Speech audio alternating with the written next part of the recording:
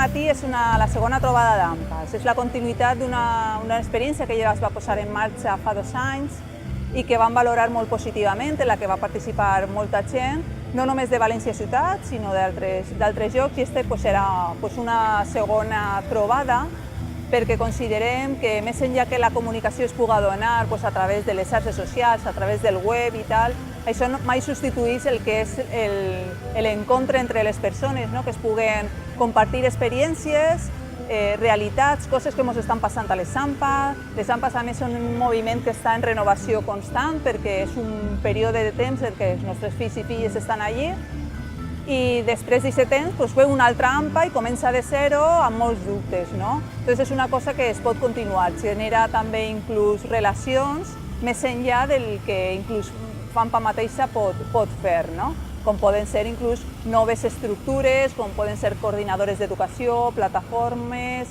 i pensem que és un bon moment per a compartir també experiències. Aquesta que hem fet avui és la segona trobada d'AMPA, organitzada des de FAMPA, en col·laboració amb Fent Ciutat i amb Fundació l'Horta Sud.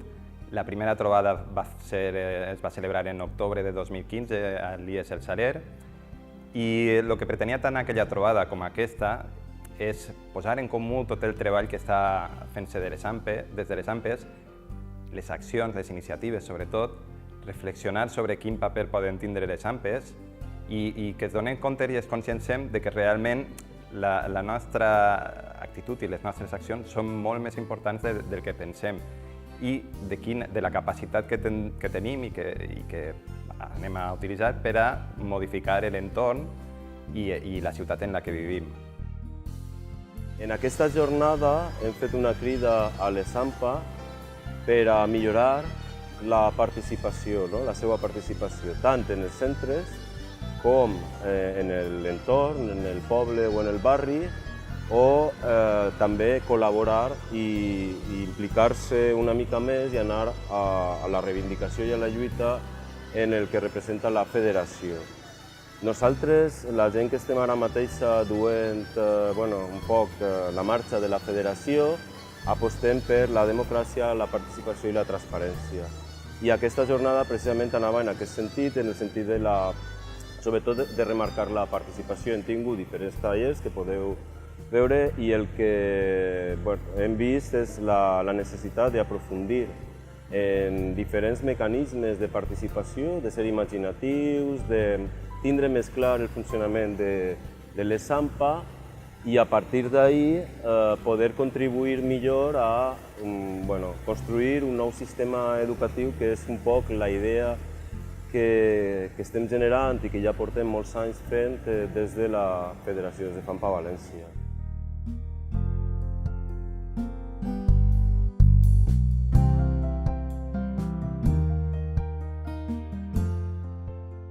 Soc Jordi Pérez, soc el responsable del taller de creativitat que farem avui organitzat per la FAMPA i l'objecte d'aquest taller és ajudar a construir noves formes d'implicar els pares i a les mares en l'organització de les activitats de la FAMPA. És conegut que els pares ens costa molt, a mi me costava, però els costa molt participar en les activitats que s'organitzen i la idea del taller és veure de quina manera podem implicar-los més i veure quins són recursos nous que podrien implementar-se per a aconseguir-ho.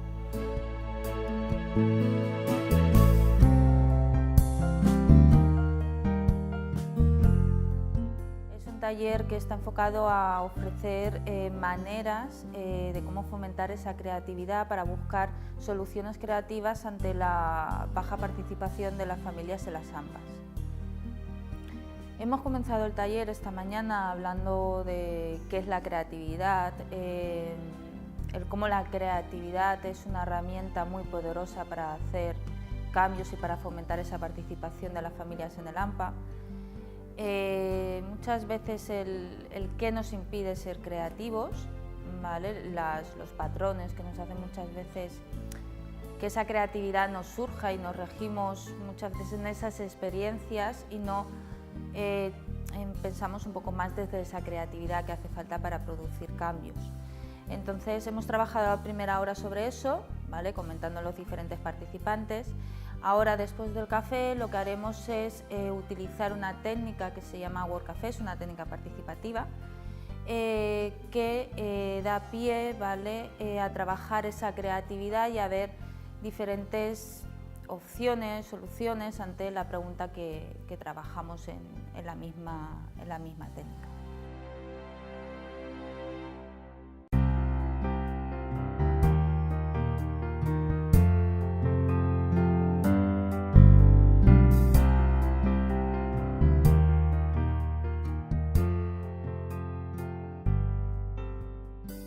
La conclusión un poco que ha quedado de qué es la participación, ¿vale? Se relaciona con la locura, ¿vale? ¿A qué mola? Lo que es la creatividad, sobre todo, es hacer cosas que no se han hecho todavía, ¿vale? Algo que no se ha hecho, que no se ha intentado. Es el fondo de esa creatividad.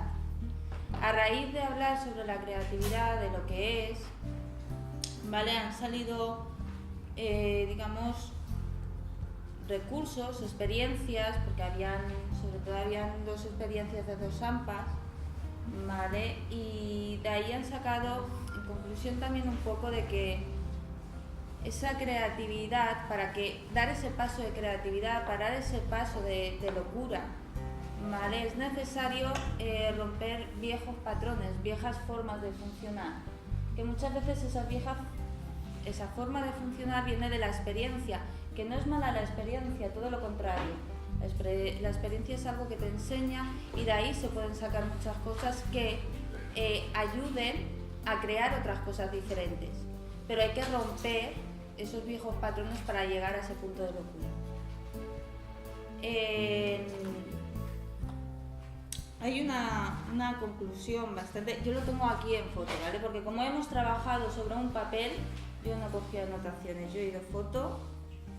Y aquí hay una cosa importante, que en cierta manera es como la gran parte de la conclusión, que es desmontar modelos de participación y construir otros nuevos, ¿vale? Sabemos que algo no funciona y lo hemos hecho una y otra vez, y muchas veces por miedo, ¿vale?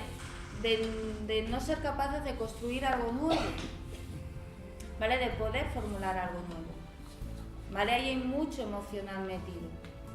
Entonces hay que romper esos miedos y hay que pensar en otra forma de actuar, de funcionar.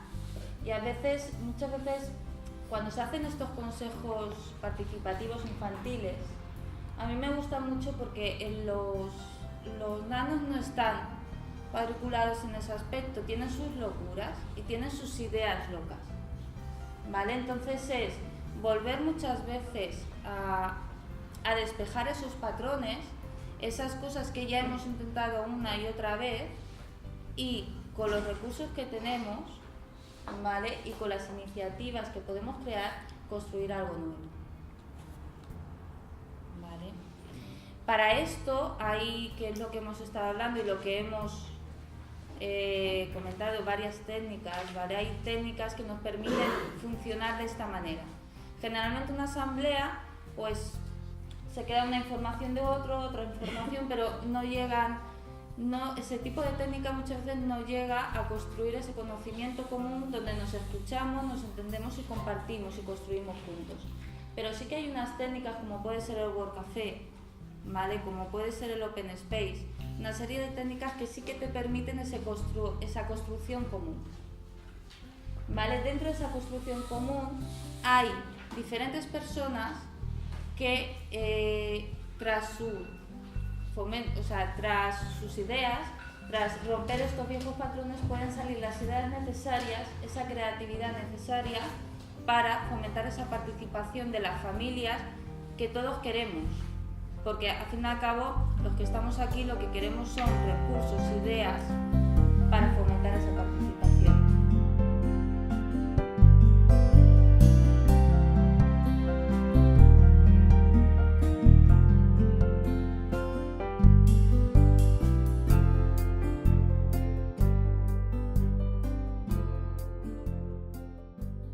Soc Rosa Clement, he sigut professora de matemàtiques, ara estic jubilada, però portem molts anys fent mediació escolar. El taller es diu Mediació i Convivència, professorat, alumnat i mares i pares, famílies, perquè efectivament jo tinc molta experiència, estic convençuda de que és una eina fonamental per a millorar la convivència en els centres. La primera part del taller el que hem fet ha sigut posar en comú com tenim el tema en cada centre, som 6 persones, un debat sobre la importància de la mediació i ara ja començarem a mirar més a fons el que és la mediació formal, quines repercussions té, quina aplicació té a l'àmbit escolar i acabarem fent una pràctica de mediació. Donarem els fonaments de com es fa una mediació formal i a continuació farem una mediació, una pràctica.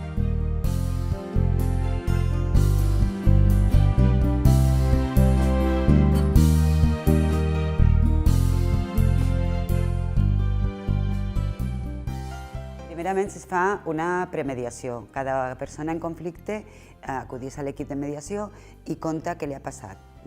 Després, si estan d'acord, perquè la mediació és voluntària, si estan d'acord, passen a la mediació formal. S'ajunten en un espai agradable amb 2 persones de l'equip de mediació i comença el conta tu. Primer la presentació i les regles del joc. No es poden insultar, han de parlar en primera persona, han de respectar el torn, si estan d'acord, i estan d'acord també en que el que es parli allí no eixirà d'allí, és confidencial i voluntari, aleshores comença la mediació. L'objectiu és que les 2 persones arriben a un acord beneficiós per als 2, les 2 persones en conflicte. Aleshores, primer conta un, després conta l'altre. El treball dels mediadors, ajudar a la comunicació. Reflectim, contem de nou el que ens han dit. Intentem anar a les posicions, intentem treure el problema de veres que hi ha al fons moltes voltes de la qüestió conjuntural, superficial, que ha donat pas al conflicte i a la mediació. I, sobretot, fem molt de força en què l'alumnat escolta els sentiments de l'altra persona, com s'ha sentit davant de la situació, i els 2 facin igual. El mediador no proposa solucions, sinó que intenta i busca que comuniquen i que ells proposen. El mediador no juzga, no se posa de part de ningú, és totalment neutral i moltes voltes se pot arribar a un acord beneficiós per als 2, les 2 persones en conflicte, altres voltes a un compromís, almenys de no continuar agredint-se.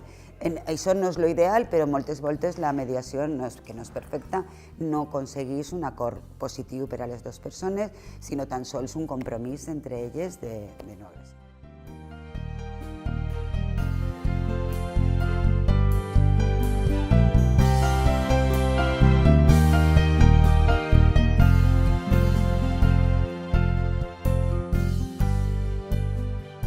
Sí, a veure, nosaltres el nostre taller era sobre mediació i hem començat primer responent breument cadascuna d'un qüestionari, per tant posant en comú a partir de l'experiència del que cada un i cada una teníem del que se fa en cada un dels nostres centres. Hi havia persones de l'Humanista Mariner, l'experiència del IES del Saler, la Malvarrosa i un centre més. Llavors cada un hem anat contant quina és la situació del meu centre en relació a la mediació. Hi havia gent que tenia equips de mediació en el seu centre, hi havia gent que tenia equips de mediació de participació d'alumnat i profes, i altres que eren alumnat, profes i pares i mares.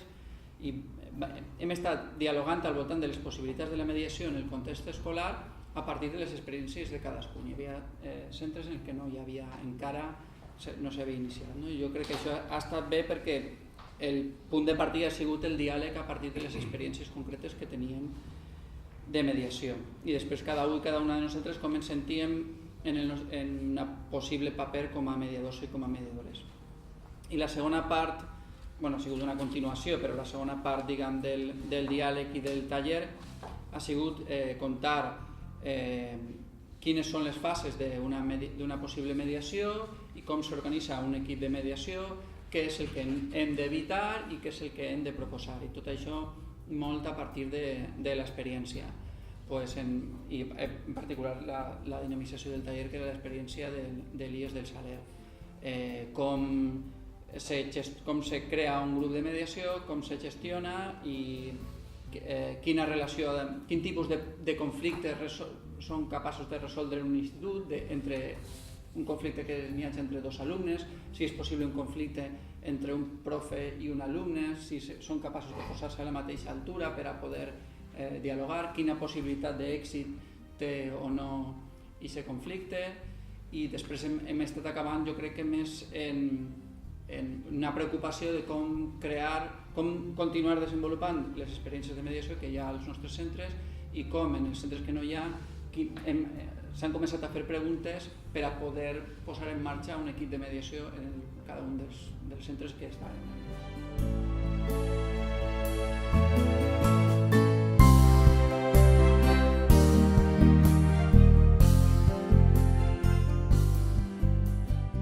Jo he impartit el taller del paper i els instruments de l'AMPA. Per què?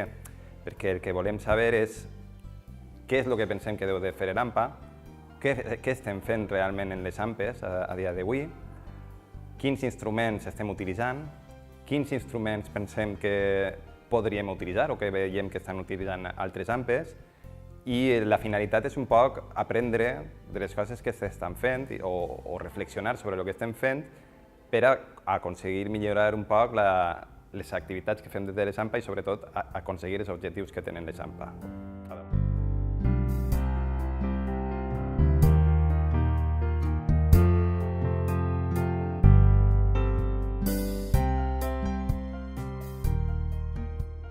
El nostre objectiu en el taller era el desenvolupar com es connectava l'AMPA amb el barri i la resta de col·lectius del barri. Testejar si es feia, com es feia i si es podia potenciar. Primer hem parlat de com es prenien les decisions des d'un AMPA, com es jerarquitzava la decisió, la presa de decisions sobre l'acció, i si l'AMPA es connectava amb l'exterior o no es connectava. I una vegada identificat si es connectava l'AMPA a l'exterior o no, com ho feia, si ho feia de manera horitzontal, si se feia de manera esporàdica, i una vegada es testejava com era aquesta relació de l'AMPA en el seu barri, ja hem entrat en les iniciatives, quins eren els interessos de cada una de les AMPes i en què manera milloraven l'entorn del col·le i l'entorn del barri. I el que sí que s'han adonat que és important que l'AMPA isca fora de l'entorn de les quatre pares del col·le i que és una associació molt important i molt vertebradora en un barri.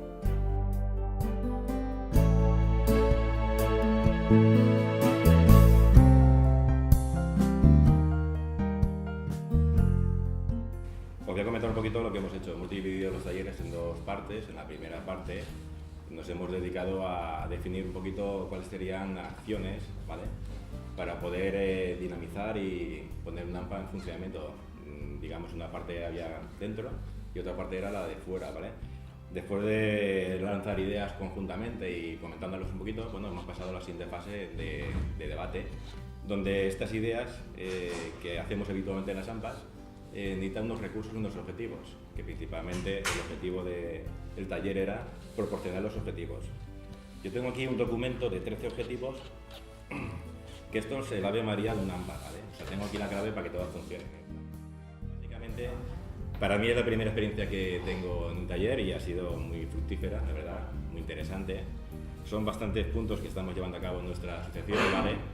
Y hemos definido los objetivos a llevar a cabo, como pues, herramientas informáticas, recursos humanos, económicos, son importantes, compartir experiencias, comisiones de trabajo, actividades extraescolares desde el AMPA, estructurar internamente un AMPA, crear una estructura del AMPA que podamos hacer un relevo para que la gente que venga, los padres que vengan de nuevo a nuestras AMPAs, que se encuentre ya una estructura donde sea mucho más fácil para ellos poder trabajar, ¿vale? Estructura como marca territorial, registro de documentación, para relevo de funciones del AMPA, protocolo de bienvenida. Y aquí, como teníamos la participación de nuestra querida secretaria Esther, pues le hemos puesto también faena, ¿no? Y le hemos comentado la propuesta de hacer una plataforma digital donde todas las AMPAs en cierta forma, pudiéramos colaborar, compartir experiencias, que creo que sería muy interesante.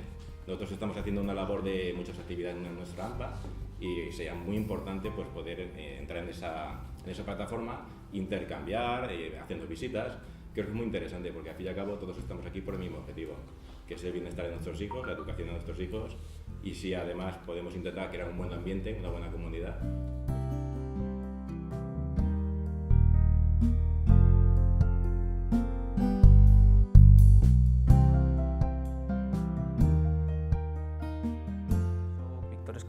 I soc tècnic de participació ciutadana a Castelló de la Plana i bé, soc voluntari en formació a associacions i per a entitats com les AMPES en aquest cas o la Confederació Gonzalo Anaya, no? Pues, ens heu necessitat i així estem.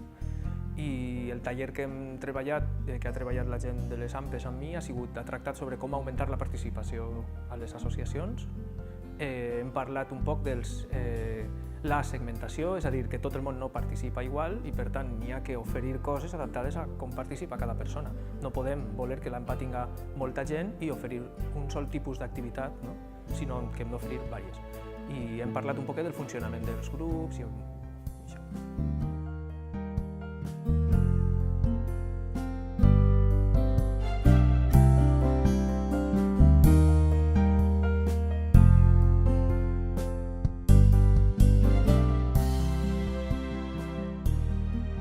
Huerta, vinc de la Fundació Horta Sud i el meu taller es diu Com treballar en grup i resolució de conflictes. El que volem és, diguem que les AMPES s'emporten una idea clara de què és un grup, dels elements que composen un grup i a partir d'aquests elements la seva funció que han de fer per a treballar en les AMPES, reforçar l'objectiu comú, les relacions i les organitzacions.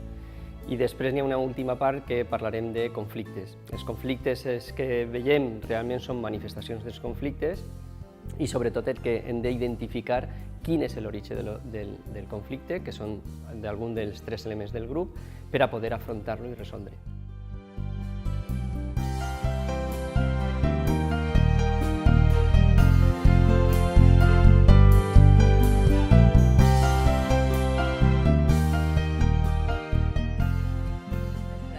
Els dos tallers, el de treball en equip i el de participació en les AMPA, i s'ha fet molt curt. Podríem haver estat parlant dies sobre aquests temes i ha sigut superinteressant i jo vos convide a totes les AMPA a que demanem aquesta formació i a que la puguem fer en les nostres AMPA perquè ens ha donat una visió molt general que ara us explicaré. En primer lloc, el de treball en grups, hem definit què és un grup. Un grup es defineix principalment per tres aspectes, uns objectius comuns, la relació que es crea entre els membres de l'equip i l'organització. Quant als objectius, en totes les AMPA tenim l'objectiu general de com millorem l'educació dels nostres fills i filles, però aquest objectiu general cada persona l'entenem d'una manera diferent i per tant hem de consensuar els objectius que pretenem en les nostres associacions, en els nostres equips. Fomentar la relació és molt important per a que no sorgisquen conflictes i fomentar la relació és des de fer un sopar tots junts i fer grup. I per altra banda ha d'haver una organització clara, una organització quant a repartiment de responsabilitats, quant a normes, quant a saber quan ens reunim. Això molt resumit el tema dels equips. I després, quant a la participació, 4 punts molt importants, però per a mi el que més m'ha quedat és que cada persona participa en l'AMPA segons la seva implicació, la seva voluntat, els seus interessos i per tant tan important és aquella persona que només s'implica a l'AMPA per a vindre el dia de la xocolata o el dia de la festa X, com la persona que està en la junta directiva de l'AMPA treballant tots els dies. Per tant, hem de llevar-nos el xip de dir la gent no participa, la gent no ve i d'estar queixant-nos, sinó de la importància de tot el món. Per tant, la primera gran idea era que no tot el món participa igual, que n'hi ha des del que vos dia, des de l'últim consumidor de l'AMPA fins als voluntaris que estan ahí tots els dies treballant. Per als grups mitjans Per la part mitjana, hi ha gent que potser té uns interessos concrets i són els que organitzen un grup de teatre, un grup d'una activitat concreta, i aquesta gent és molt important i aquests grups mitjans també fomentar-los i treballar-los.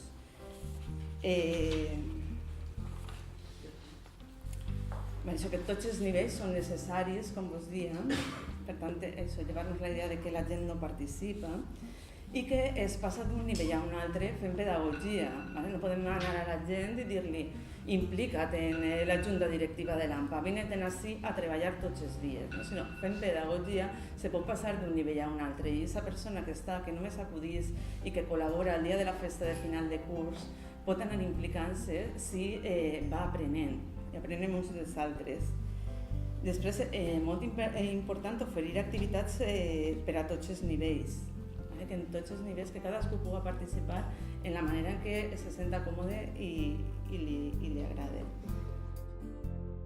De la continuïtat esta trobada de la trobada anterior, no sé si vols dir alguna cosa que sí que estigui... Bueno, jo vaig estar en la primera, he estat en la segona i espero estar en la tercera i que siga el més pront possible, perquè jo penso que aquest tipus de trobades són bones per a tots i ens donen moral, ens donen ferramentes i ens donen ganes de continuar fent les coses que estem fent. Entonces, simplement això, agrair-vos a tots que hagin vingut, espero que en gaudiu i esperem que el més pront possible fem la tercera trobada d'AMPA i que funcioni igual de bé o millor que està. Teniu una...